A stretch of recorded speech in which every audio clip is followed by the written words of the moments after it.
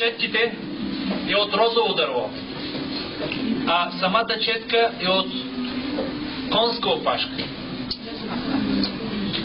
Виждаме как тя в момента нанася боята и след това с много такива интересни движения прави формите.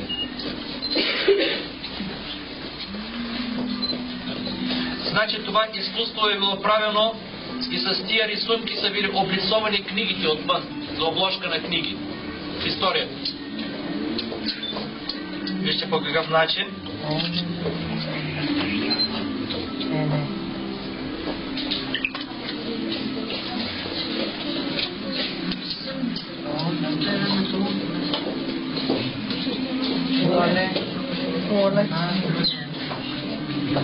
Предимно се оформят, разбира се, растителни орнаменти.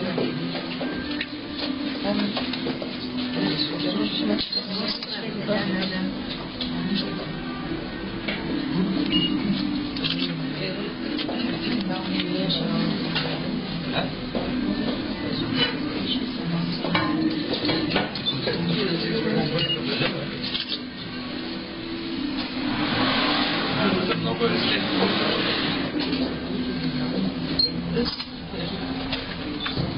Моя мама. Има? Казано. Böyle boya istiyormuş.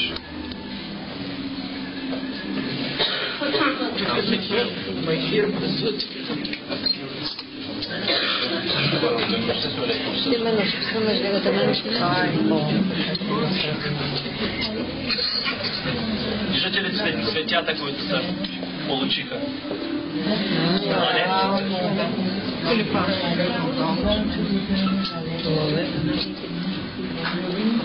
Направо магиосвичка, нали? Да.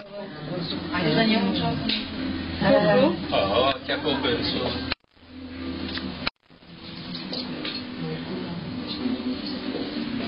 Предният път не съм ги водил тук. Къде е отчет?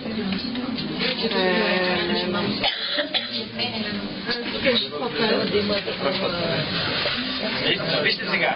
Хартия, която ще побие боята от водната повърхност и картината ще мине на самата хартия. Какви са бои?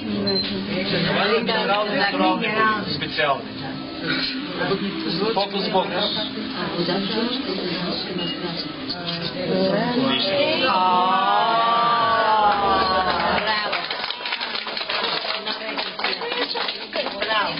Много е красиво.